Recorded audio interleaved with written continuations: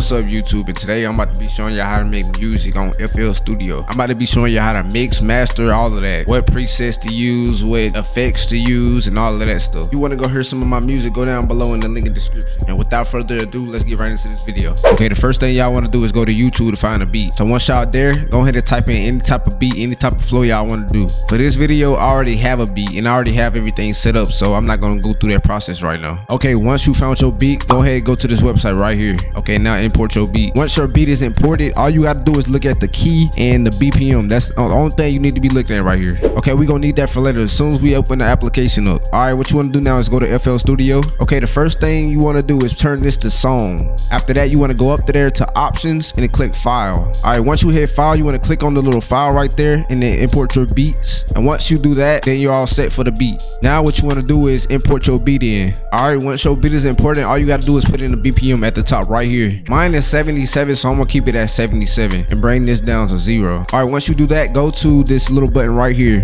All right, now what you want to do is go to the first one and leave this one for the beat and go to the second one, and then you want to go over here on the right side and click this and click the input 1, or it should say like 1. I can't do it right now because I'm recording, so I'm just gonna leave that for y'all. So once you did that, you want to go to track 2, right click it and go to track mode, go to audio track and select the second one. Now before you go ahead and go start recording, all you want to do is go to options, go to audio, then go to devices and click on easier for all V2. All right, once you get done with that, you want to go to the buffer length, then you want to click both of these, then you want to set the buffer size to 64. Now once you do that, you're all set to record. I'll leave all the plugins and effects down below so you can download it. So right now I'm only using FL Studio presets and Slate Digital presets. So what you want to do is you want to go to slot 1 and then you want to click on Fruity Compressor. So once you go to the Fruity Compressor preset, I want you to go in here and fill in all of this. I'll let y'all copy it. So you put the threshold at -7.2, put the ratio at 1.0 to 1, put the gain at 3.6, attack at 15, release at 200, and keep the type hard. The second preset is Reeverb 2. So once you're in here, copy these settings. All right, so you want to put the low cut right about here, turn the high cut off, keep this at mid, turn on tempo and move the scale up 1. Keep the size in the middle, keep the diffusion at 100, the mod depth at 0, the mod speed around 33. Keep the bass at 100, the delay time at 1.5, crossover at 500 hertz, then put high damping at 4 kilohertz. Keep the dry level at 100 because you don't want the voice audio to go down. Keep the early reflection level at a 50 and keep the wet level at 50%. Then studio separation at 0. Then the third preset is Maximus. For this one, this is gonna be a DeEsser. So what you wanna do is you wanna go to preset, then you wanna go to DeEsser narrowband. From here, you don't really have to touch anything, but if you want to, you can. In the second preset, you want to go back to Maximus, and then you want to copy these settings. Then after that, you want to go down to A on the Soundgoodizer preset, and then you want to put in these settings. You want to put this target on high, turn this mode on, keep the pre-gain in the middle, put the post-gain to the right a little bit, then you want to put the attack time on 2 milliseconds, keep the release in the middle, sustain window at 2.18 milliseconds. You want to put this threshold all the way to the left, and you want to put the soft saturation ceiling in the middle. You really don't have to change these two, but if you want to, you can put it to 2 and 3. You want to put the LMH look ahead delay at 1.48 milliseconds.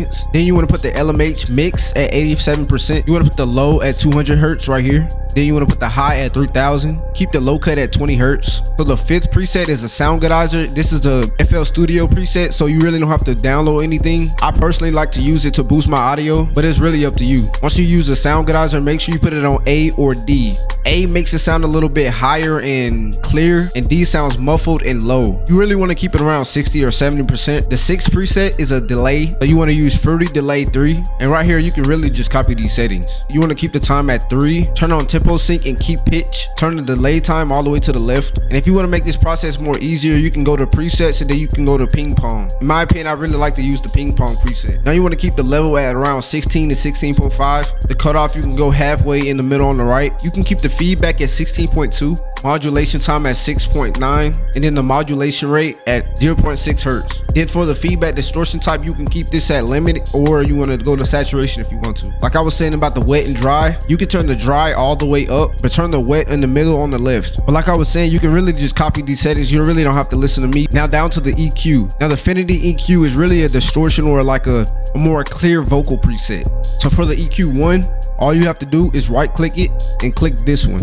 After you do that, you want to put it to -3 and 100. For the other two, all you got to do is right click and click the bottom. For band 2, you want to put it a little bit above -3. On band 3, you want to put it a little bit above the second one and put it directly on 500. For the second EQ, it's a little bit more complicated. So for the first band, you want to put it above -6 and put the bottom one to 200. For the second one, you want to put it right on -3, and for the bottom, you want to put it a little bit left to 200. And for the third band, you want to keep it at -3 and you want to put it in between 500 and 1K. And for band 4, you want to put it on -3, but make sure it's on the left of 2K. And then the middle, just put it directly in the middle of that. And then the last one, you want to put it on the right side of that.